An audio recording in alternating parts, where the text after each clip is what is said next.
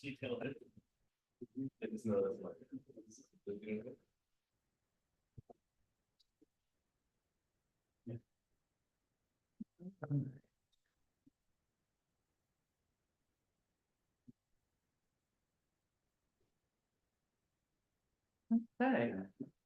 So welcome everyone to the Rebel Satori Pride reading, our final Pride event of 2024. Thanks for coming out tonight on this lovely night. Yes, we can cry. My name is Greg Newton. I'm the co-founder of the Bureau, along with my partner, Don Jokum, and we're being helped out tonight by Jeffrey Bridgman, our volunteer. So the Bureau is an all-volunteer queer bookstore, as you may well know, and we rely on donations and sales to keep this boat afloat. So I'm going to pass a bag around, and if you're able to throw something in there, we appreciate it. There's also a Venmo QR on the back, but if you prefer to support us by buying books, that is something we encourage. So I'll pass this around. There's change in there if you need it. And those of you online, if you'd like to donate, you can go to our Venmo at BGSQD. Those 5 letters. If you're not already on our email list and you'd like to be, you can sign up for that at the back of the room or on our website, bgsqd.com, and you'll get an email every other Monday about our upcoming events, which will be a little slower during July and August to give us time to recuperate. But we do have a few things going on in July and in August, and then it will be full-fledged again in September. What else did I want to say? Oh, our regular business hours are Wednesdays through Sundays from 1 to 7 p.m. And then we stay open later when we have events such as this. So before I introduce our first reader, I wanted to read a land acknowledgement and a call for a ceasefire in Gaza. So the Bureau acknowledges that our organization operates on the unceded land of the Munsee Lenape. We encourage you to join the Bureau in signing up to make a monthly donation to the American Indian Community Houses Mannahatta Fund. The Mannahatta Fund, according to its website, is an invitation to all settlers and non-native people who wish to acknowledge the legacy of theft and genocide that comprise the history of New York City and the United States. And you can find out more at mannahattafund.org. We also want to recognize that today, June 28th, is the 266th day of Israel's genocidal campaign against the Palestinian people, funded by our tax dollars and enabled by our government's unwavering support. We hope that you will join us in calling for an immediate permanent ceasefire, the release of all hostages held by Hamas, the release of all detainees held by Israel, an end to the siege of Gaza, and an end to the Israeli occupation of Palestinian territories, in order to stop the collective punishment of Palestinians and to ensure the swift delivery of desperately needed food, water, medicine, fuel, and humanitarian aid to the people of Gaza. Our greater hope is for peace, justice, and liberation from oppression for all people everywhere. So our first reader tonight, Antonio Adesi, is a poet and writer living in New York City. His debut full-length book of poetry was published by Rebel Satori in spring 2022. This year, he was the Witter Bynner Poetry Foundation's visiting poet at the New Mexico School for the Arts. Please welcome Antonio.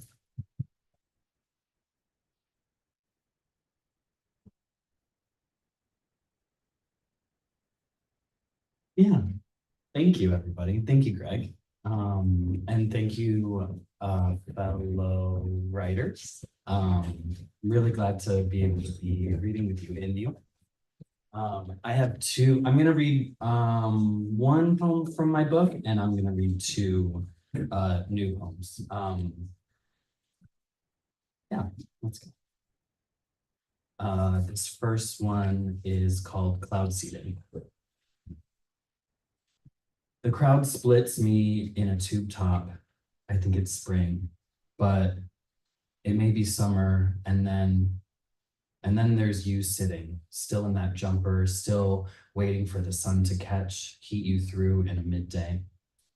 We drink something, I think it has fizz, waking me, forcing me up and out my seat.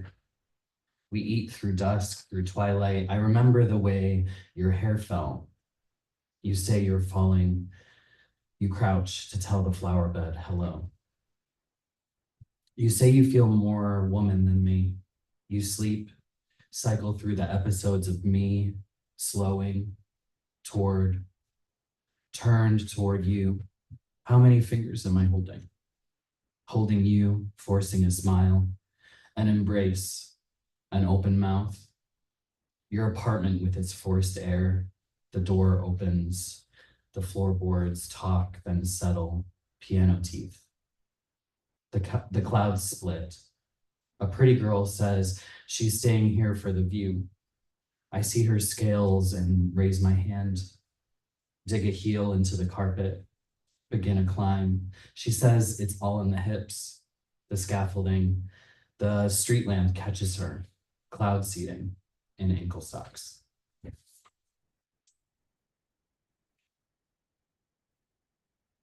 This next one is called The Color of Bees. My worst nightmare is being in a wedding, wedded in as an adult, all spun out of control. Me, a bride, weeping into my glass, drinking it, soaked in, deep. I send you a postcard, sounding off into the distance. I'm a menace, you used to say. All like, if it weren't for the dogs, I'd see you more. I'd see you where the sun passes. I'd run. The color falls from my face, falls onto the pavement, onto the mattress, stained deep. I see the color of bees so bright, so meant for the stage. So being with you didn't work out. I touch the mirror to see if I'm real, one way.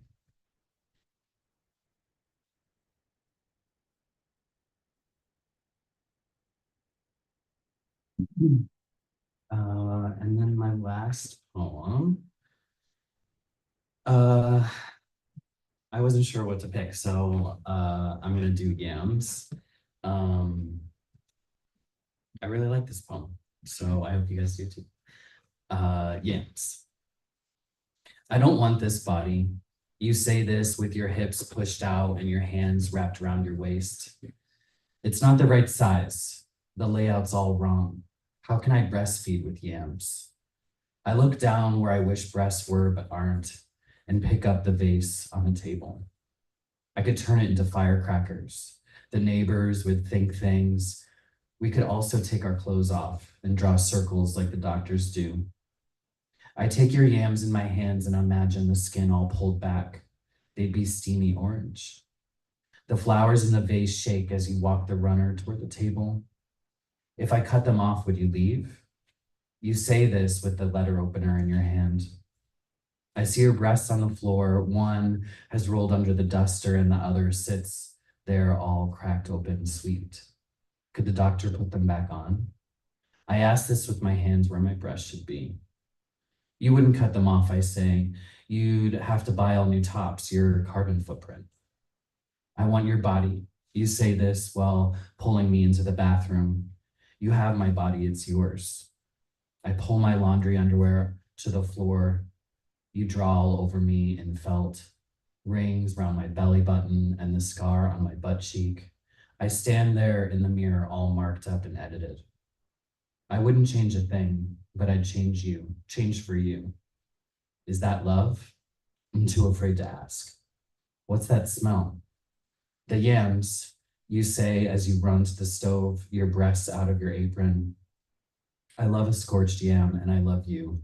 I don't say this, but I will someday.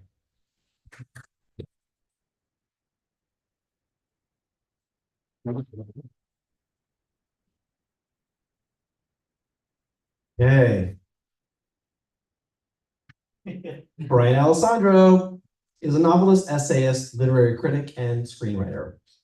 He has co-adapted Edmund White's A Boy's Own Story into a graphic novel, Beautiful, co-edited Fever Spores, the queer reclamation of William S. Burroughs, incredible. And his third novel, Julian's Debut, will be published by Rebel Satori Press in March 2025. He has also a second feature and limited series in development. Please welcome Brian.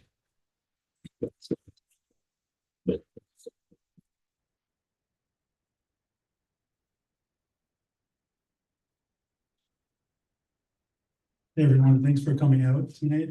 Performa non grata is a novel that Rebel Story Press published last spring. It is a bit of a character study. It's about an affluent, closeted narcissist named Risk Bonaventura, who becomes infatuated with a Spanish matador named Javier Forza and moves his professor wife and queer teenage son to Madrid to buy his way into bullfighting so that he could be closer to Javier. The relationship is marked by envy and insecurity and takes a pretty sour turn. So I'm going to read when things start to get dark. Risk considered that the root of his lifelong discontent could have been repressed need and misplaced passion. Maybe he'd been in love with Dominic Truman and the male cousins and male colleagues and male friends by whom he felt neutered. Maybe this would be the ticket out, the way to shed the old persona, the heavy, moldy personality that never served him. Except for the sublimated drive toward wealth. He'd been an expert at that. During a walk through the city, just exiting an ice cream parlor. This feels like a dream, Javier. When finishing an ice cream cone, don't spoil it by saying shit like that. Risk sketched out techniques that would disfigure Javier. The undergirding of this new wisdom in a tenable faith would be threatened whenever Javier drew from his gentle touches and loving kisses, all studied affectations anyway. The romance and kindness sometimes revolted the bullfighter, whose machismo was as restrained and natural as it was imposing and unquestionable. The mercurial shifts in mood, the out-of-nowhere protests, an urgent nudging away.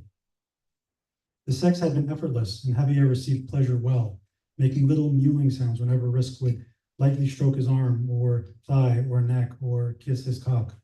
But in matters of true connection, Javier held Risk at bay, and had begun to challenge his mission, getting a manicure-pedicure. Do you still love me, Javier?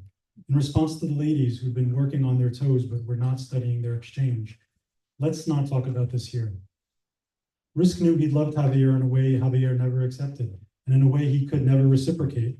The bullfighter was in it for the sex, and for the praise, and for the dutiful massages. Risk, for the first time in his life, was on the receiving end of half-hearted attachment. Maybe no attachment at all. No, the sentiments were incorrect. Love was not the right word for what Risk had been feeling. Envy was more like it, possibly covetousness. He sought to imprison Javier, or at least jail him, a temporary ownership if nothing else, and then maybe love could follow. On a picnic in the Royal Botanical Gardens, a crowded park in the middle of the city brimming with arid shrubbery commissioned by Charles III in the late 18th century, they found a secluded corner shaded by Japanese raisin and pomegranate trees and off a path that rose above boulders and wound behind dense blackberry shrubs and peony bushes. Javier rested his head in Risk's lap as his American fed him grapes. They'd both gotten drunk on Cabernet and full of brie and crackers.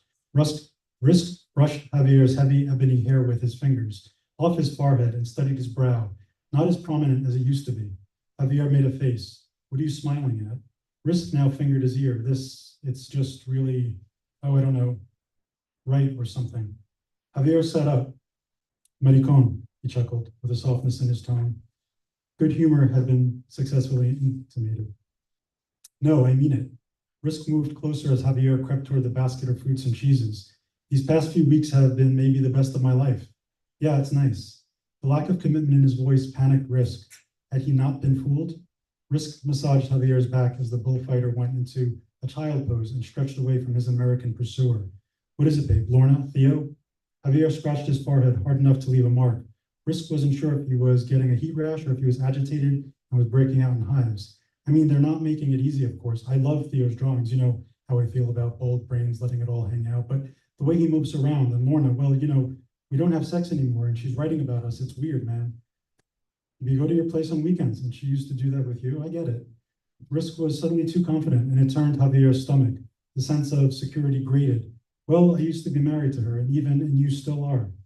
Risk spoke slowly and with enunciation, as if he were steering a wayward child. He had a son with her. Javier finally turned to Risk. It's not really only them, Risk. It's just, I don't know if this is something I want to, don't. Let's take it one day at a time and see where it goes. If it means moving into your place permanently or getting a new place, hell, I can afford 10 houses for us. Risk secretly marveled at his own talents. He pretended masterfully. If my father or brothers ever found out about us, Risk, they would, your father, your brothers? Risk looked around to make sure no one had been listening. Javier, you're a fucking grown man. Confusion had found its way in, if only for a moment. Had Risk been acting his role so well he'd forgotten what he'd been doing and why? Could envy and covetousness spill over into love if the emotion were performed, even without genuine ardor? This is not America, Javier poured himself another glass of wine. It's not New York City. Risk became quiet and stopped protesting. He drank with Javier, and together they got drunk and picked blackberries and peonies and jerked each other off behind the dense shrubbery to the sounds of teenage boys playing soccer and mothers and fathers bickering over dinner and weekend agendas. When the improbable couple returned home that evening, Risk began his search for a hitman on the dark web. It was time he'd implemented his new scheme, a crueler deal. Risk would cut down the towering offender. He would be the Spartan to Javier's Xerxes. The American had managed the ruse more convincingly than he thought himself capable.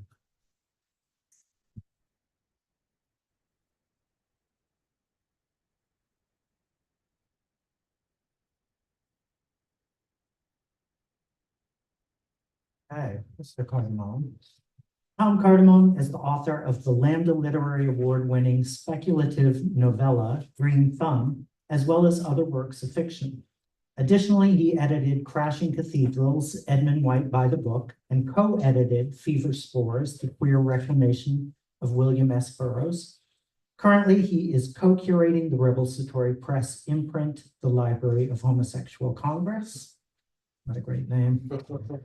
Dedicated to returning works of gay literature back into print with a focus on the AIDS crisis. He will be reading from Alan Barrett's The Body and Its Dangers, originally published in 1990 to great acclaim. Please welcome Tom.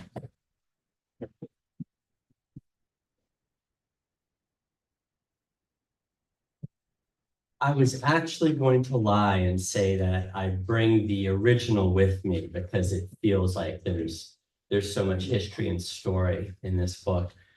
But I also, when I was thinking about bringing the reader's copy that I have today, I always think I'm going to be accused of shoplifting whenever I'm reading from my own book. And I thought this is probably the only time that wouldn't happen. So I brought the original, but the beautiful reprint is up at the register if you want to check it out.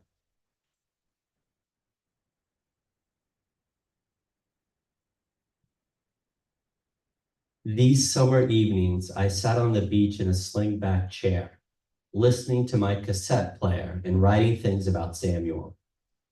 I recalled our life together backward. The day he went into the hospital, he had cooked himself something to eat and left the dishes in the sink. Then he was dead, and washing his dishes was my last link to him as a living being. This evening, these pages of my journal felt like the rooms of my apartment when I came home and found it burglarized. Like my apartment, I knew I had to either forsake it or reclaim it as my own. Though in this case, something had been taken, nothing was missing. I started to write about Robert. The words of his obituary, warm, radiant, much loved, somewhat soothed my remorse at having abandoned him to the attention of the more hopeful. The beach was nearly empty at this time of day, as it was in the morning, except for those like me who were drawn by the light of the early evening, the color of the water, the sand, the houses seen without the protection of sunglasses. Others passed and I nodded from my beach chair. We smiled. Everyone agreed that the island was friendlier this year, as if nothing were at stake when we recognized one another's existence. Verdi's Requiem was on my Walkman. A boat was halfway between the shore and the horizon. One full sail pulled the boat across the halcyon surface of the water. Near me, a man stood with his feet just in the waves. He turned and held his binoculars as if he were offering me a drink. They're strong, he said. I found the sailboat and the glasses. I found a handsome and popular Episcopal priest who I knew from experience to be a fine lover in bed. He was in collar and was praying. There was another handsome man. He was indistinct, but I recognized his expression. He reached into a box and released his fist over the boat's rails. Another man and woman repeated the gesture. The surviving lover shook the entire contents of the cloth-wrapped box overboard. The winds that spinned the earth took the ashes and grains of bones and spilled them into the green sea. He was entirely gone now, but for the flecks that stuck to their clothes and under their nails, but for the memory of him and for the pleasure of having known him. The boaters embraced with that pleasure so intense they wept at it. I returned the binoculars to the man. It was a beautiful day, and it was wonderful to be alive.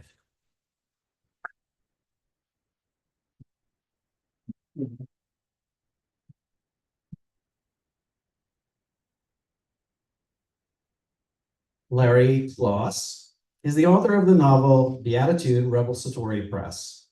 Described by Kirkus Reviews as a realistic and engaging love story in a finely illustrated setting and winner of a Gold Independent Publisher Book Award. As a journalist, photographer, and videographer, Kloss has contributed to NBC, CNN, Daily Mail, The Huffington Post, USA Today, TV Guide, HarperCollins, Out Magazine, The Columbia Reader on lesbians and gay men in media, society and politics, The Travel Channel, and The Wildest, among others. Please welcome Larry.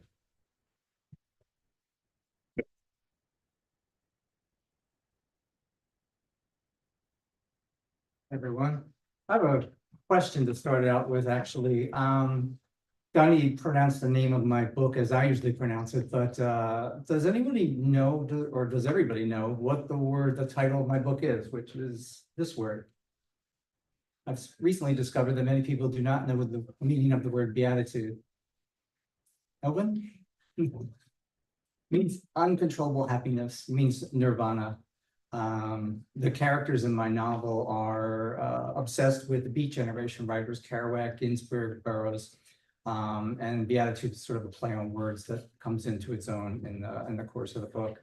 I usually read, or I have in the past read a couple of sections where, as Brian said, things get dark, but I figured I should read something where things start out and everything's bright and light. So that's where I'm going to read now. I went to the car bar that night for the simple reason that I'd never been there. I was finally over an awful breakup and I needed a new experience, the kind of experience that only someplace unfamiliar would provide. The car bar was located in a 19th century carriage house on a lonely cobblestone street in Philadelphia. Inside, my senses were immediately assaulted by a thick cloud of cigarette smoke and a hard rock soundtrack. And as my eyes adjusted to the dim light, I could see that the place was essentially still a garage, a long and narrow industrial space with a concrete floor, exposed brick walls, and timber rafters. I ordered a beer and maneuvered my way through the crowd, stopping to lean on the DJ booth to survey my surroundings. And it was then that I saw it, the inspiration for the bar's name, the car in the car bar, a bright orange 1970 Dodge Challenger parked right in the middle of the bar. I stared for a moment before realizing the headlights were on. The cigarette smoke traced the two beams, and I casually turned my head to follow them, and then froze. Outlined in the overlapping circles of light against the back wall was a pool table, and there was a game in progress. One of the competitors caught my eye. He was tight and defined in a ribbed white tank top that accentuated his olive skin, with 3 days of dark stubble on his face and black hair buzzed to the same length. He had a thick neck circled by a silver chain, and he exuded a toughness betrayed by vulnerable brown eyes that somehow sparkled even through the white haze that hovered over the pool table. He leaned over, leveling one eye across the green felt as he carefully calculated angles and trajectories. He paused for a second, and then he suddenly raised his eyes and looked right at me. A nearly imperceptible smile crossed his face as he held my gaze. I flushed in embarrassment, caught in the act, and quickly turned away. A few seconds passed before I finally allowed myself to look in the direction of the pool table again, but by the time I did, the game was over and he was gone. I scanned the crowd, anxiously searching for him, but he was nowhere to be found. Just then, however, I felt a hand on my shoulder, his hand. He smiled and nodded toward the bar. So you like pool, he asked, or pool players? He had a slight Spanish accent and a deep, scratchy voice, the kind caused by too many cigarettes and too few hours of sleep. Sorry, I stammered, I didn't mean to stare. It's okay, I'm glad you did. I'm Mateo. Mateo, I'm Harry. He pulled a pack of marbles from his back pocket, tilted it in my direction. Cigarette? No, thanks. Well, you definitely like a beer, he said. He called to the bartender. Hey, Sandy, can we get a couple of drafts down here?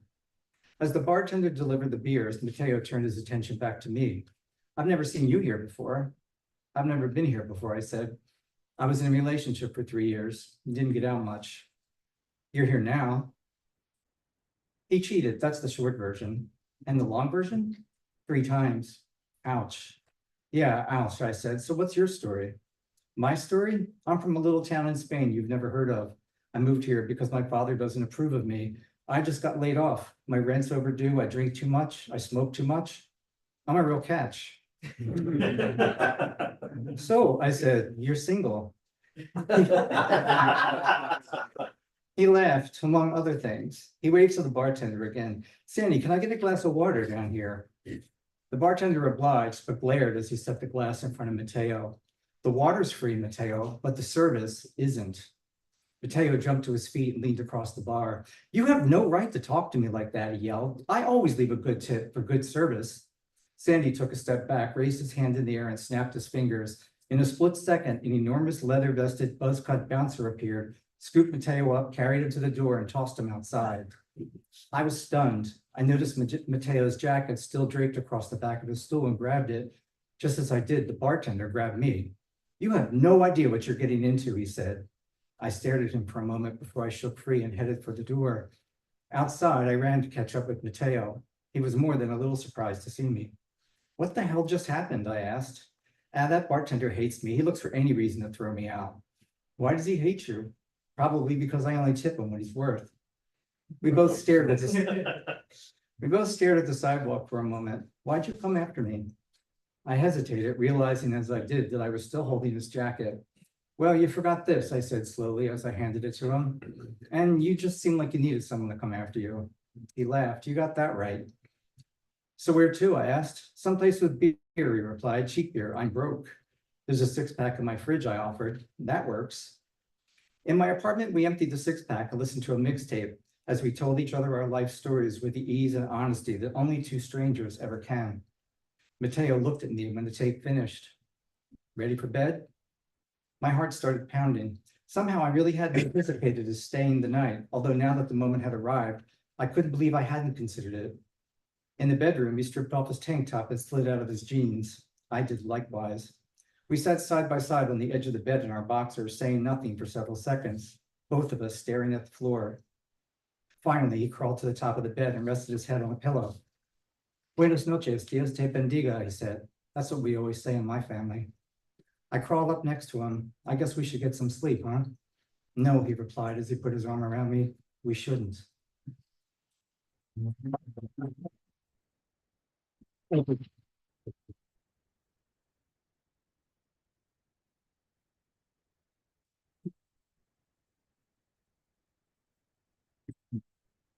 Okay, Sven Davison is the innovative force behind Rebel Satori Press, an independent publishing house dedicated to pushing boundaries and amplifying marginalized voices. Under his stewardship, Rebel Satori continues to be a beacon for groundbreaking literature that resonates with readers seeking fresh perspectives. In his latest book, let's show you the front. Breeding Devils in Chaos, Davison delves into the enigmatic realms of traditional witchcraft, infusing them with a postmodern and requeered perspective. The book navigates the intricate landscapes of male mysteries, offering a provocative exploration that challenges heteronormative notions. Please welcome Sven.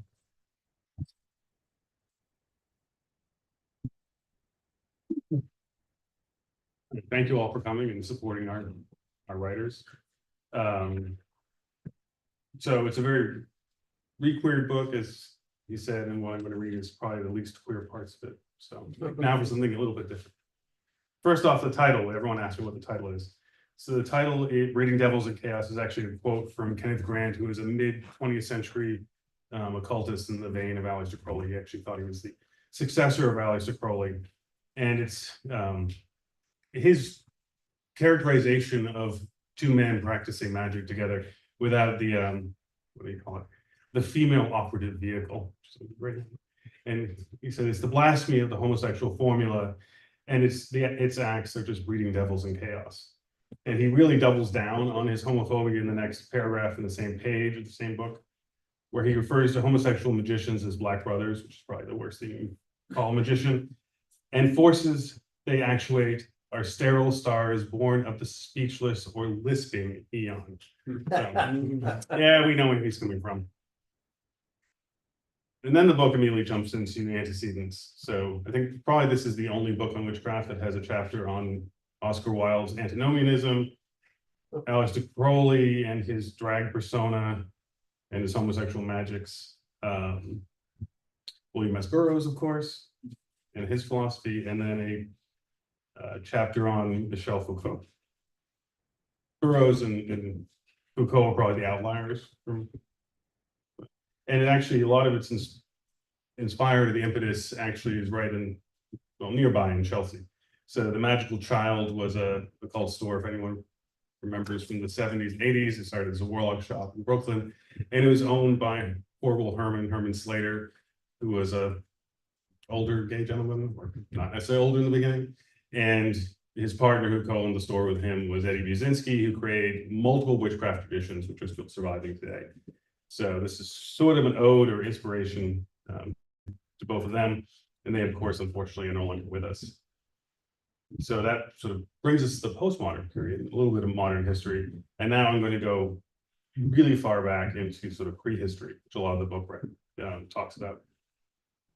This is called the otherworldly. In a time deep before history, before myth and legend, people spread outward from the east. They spread across Europe into what is now Germany, northwest in the Nordic Peninsula, and along the Mediterranean coast, upwards across the land bridge to what would become the British Isles. The goddesses and gods had not yet been born. Rich mythologies were yet to be divined. They took with them little as humankind went forth as hunter-gatherers. What they did bring with them was a shared sense of the otherworldly and an animistic view of the environment. The earliest art, cave drawings, are a testament to their communal understanding of the world and their connection to it. They reflected the essential elements of their lives, the hunt and the ritual connection to the spirits of the land. They had a sense of the other world, a territory contiguous with humanity but distinct and mysterious. The dark underworld lay below the earth, and the sky above with its sun, moon, and stars. The tree was the logical connector of these three realms. The great oak's trunk grew through the land of the living, its branches reaching toward heaven and its roots deep in the underworld. Caves and water were seen as natural entrances into this other world. We can see this in the many instances where offerings were ceremoniously thrown into streams and lakes. Eventually, these peoples developed the technology of farming and domestication of animals for food and support. The people settled and created tribes and sedentary communities. They built great tombs which survived to the present age. The dead were a part of the present. The first passage tombs were constructed caves. Unlike today, the dead were not simply sealed up and forgotten about. They remained physically present for their communities.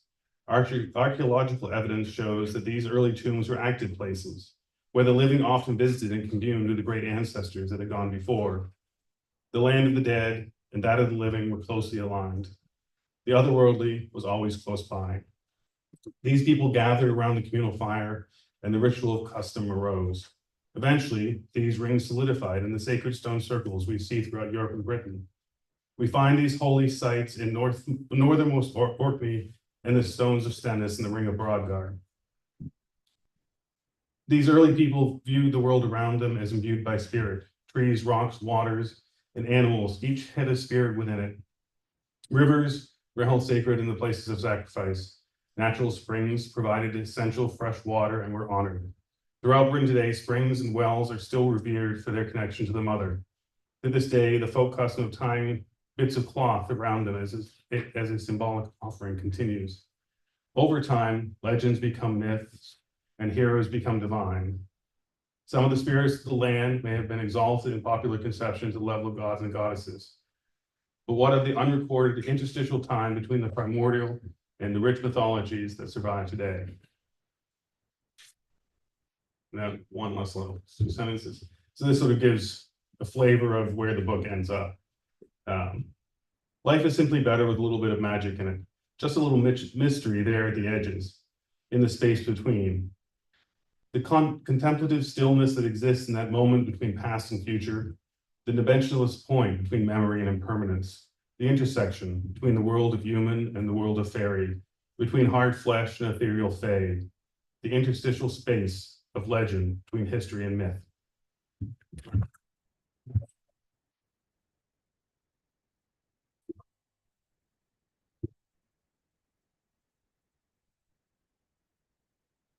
Okay, Scott Hightower is the author of 5 books of poetry in the US and 2 bilingual collections in Spain. His awards include a Copper Canyon Hayden Carruth Book Award and a Barnstone Translation Prize. Originally from Texas, he has itinerantly sojourned in Spain, Italy, and India. He now works and teaches in Manhattan. Please welcome Scott.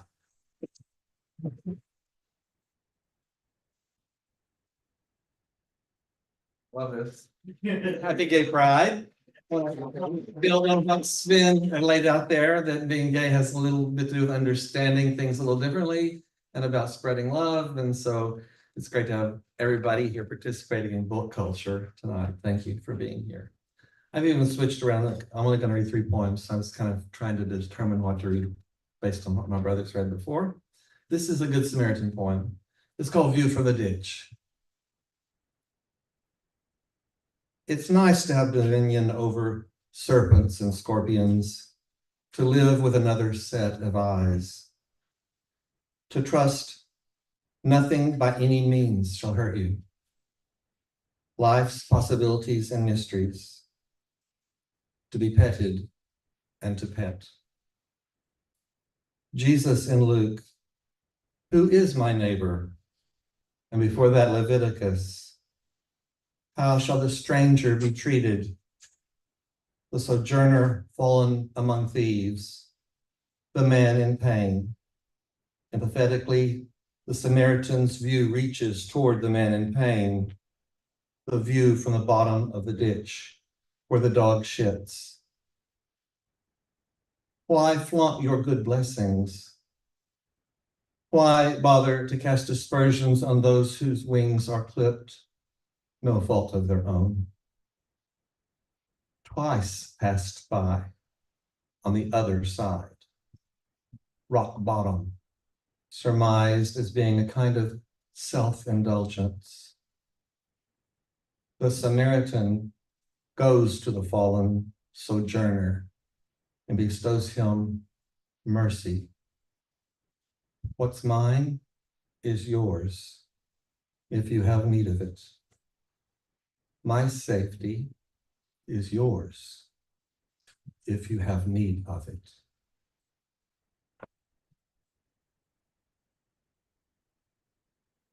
Perhaps it's a little bit longer. What's up? Intent, fine and dandy. Khalil Gibran has an epigraph on here. Ever has it been that love knows not its own depth until the hour of separation.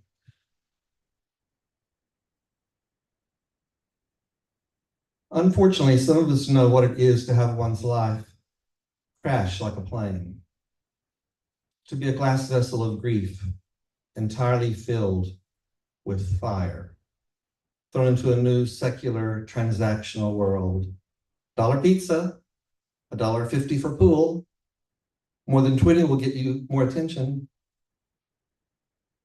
I started with a single man, Harold and Maude, in summer of 42. I feel a bit like a sage wandering along in the underworld at times, like a character in Cabaret or Rent, or maybe even The Blue Angel. Do you know Gus Van Zant's Malinoche? damned autocorrect keeps wanting to make it male note.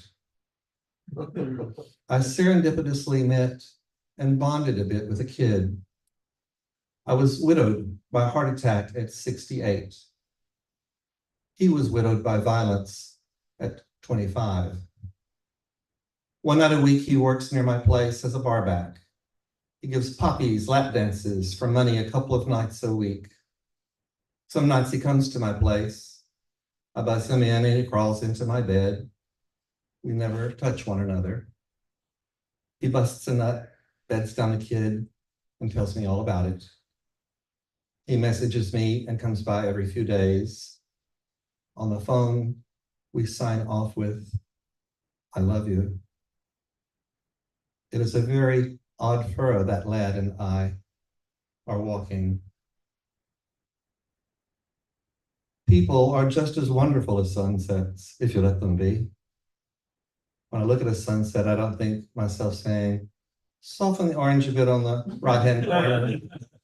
I don't try to control a sunset. I watch with awe as it unfolds.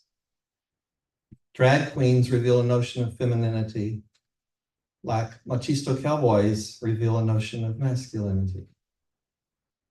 Neither is about being immature or mean-spirited. That is the state of hate. Detach from what one can, care for what one must. One can grow something, organs, antlers, velvet, almost anywhere, if one understands the rules of engagement and the principles of specific care. Whatever you want, I can make you happy. Just a kid I know, a young man, a lamb. I knew another lamb. Shall we take in some version of the Greek tragedy Orpheus and Eurydice, Puccini's La Bohème, Verdi's La Traviata, some version of The Lady of the Camellias, Charles Ludlam's Camille, Moulin Rouge? Everyone so anxious, the young so full of misgivings and hope, the uncertainty of achievement, the old so full of past. Trivial encounters of daily existence are in the end what most of life is. It was not my case.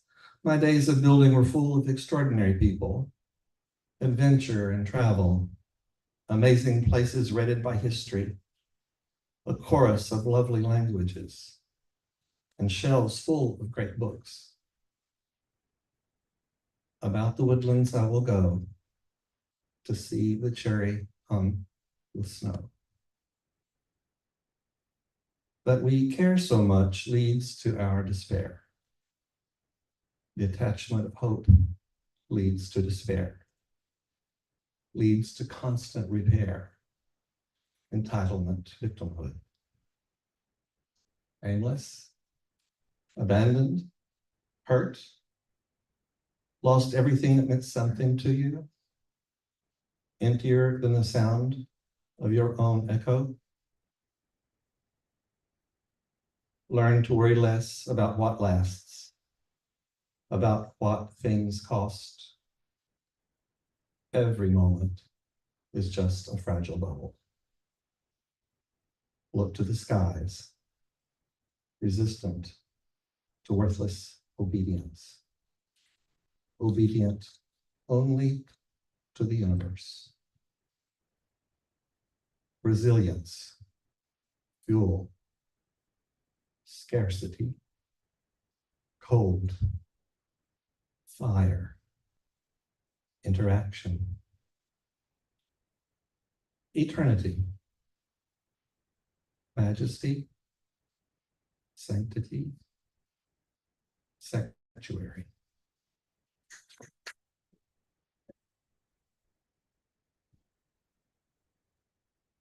This is just to dispel the energy acknowledgement. Please, no cheers, no clowns, no advice or lunging ahead or away, no trying to fix it. No distraction or reckless knee-jerk projects. No attempting to make things better. Simple dishes of comfort welcomed. Just your comfort. Just being heard makes things better, even when they can't be made right. Thank you for your support. Thank you for listening.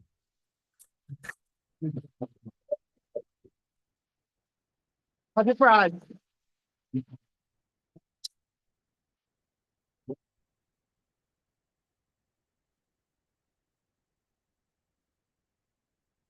Okay, our final reader for tonight.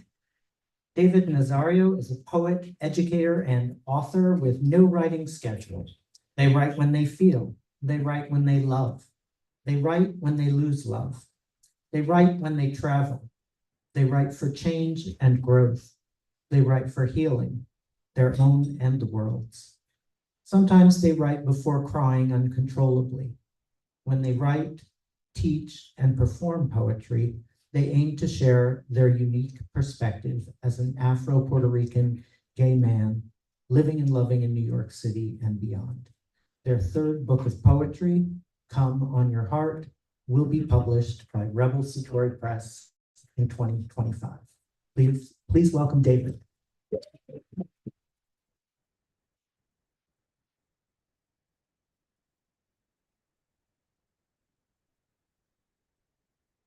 What's up, everyone?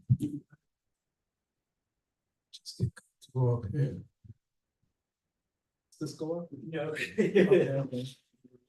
Okay. Thank you.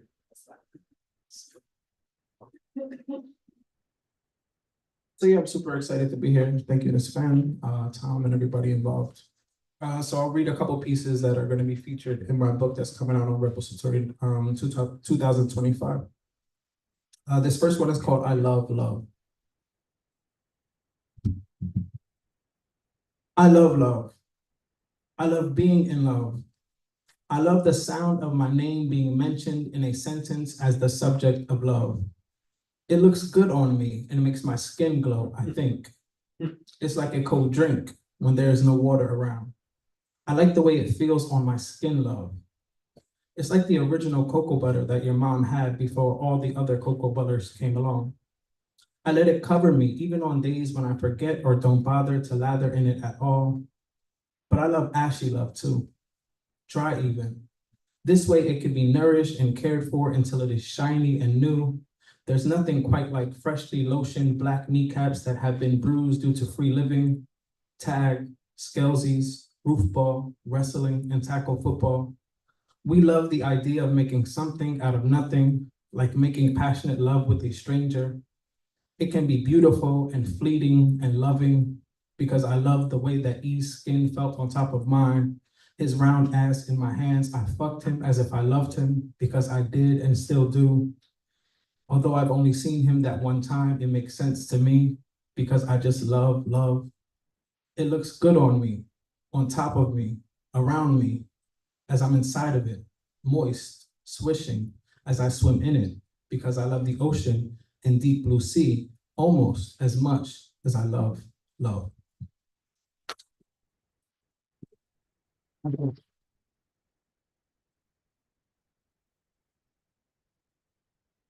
This next piece is called Love Letters to Strangers. And I like this little cute poem because it came about one day when I was talking to a very beautiful man on Tinder. So this is Love Letters to Strangers.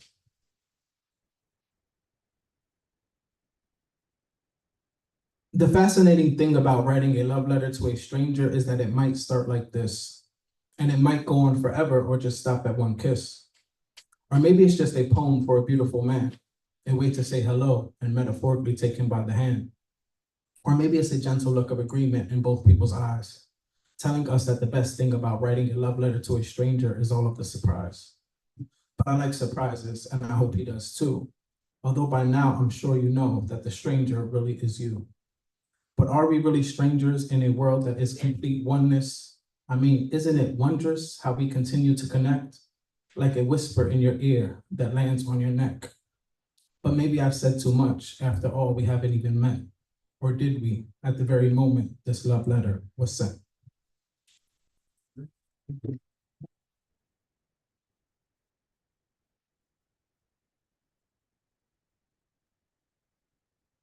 This next piece is called Pink Sheets in Prospect Park.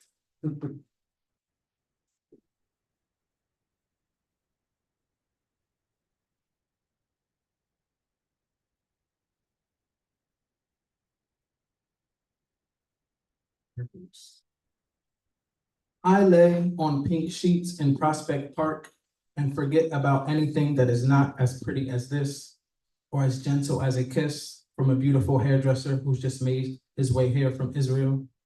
He's making his way and still leaving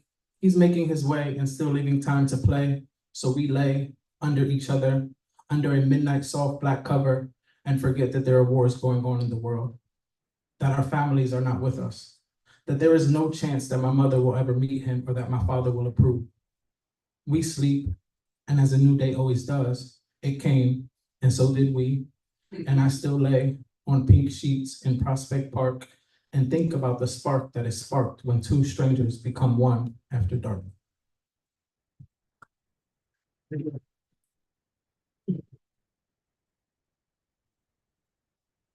This last piece is called Follow Love. Most of the time, I let love take me wherever it wants to, blindfolded, hands tied behind my back, heart protruding onward and upward, sniffing out new terrain, ready to weather any storm, sunshine or rain. I lay with this type of living. Let it transform me and welcome me home, birthing me anew, somehow bringing me back to life again and again. A resurrection of sorts for my mind and my time. But what is time anyway, if not only an indicator of when I'm supposed to leave and go follow love again? Thank you.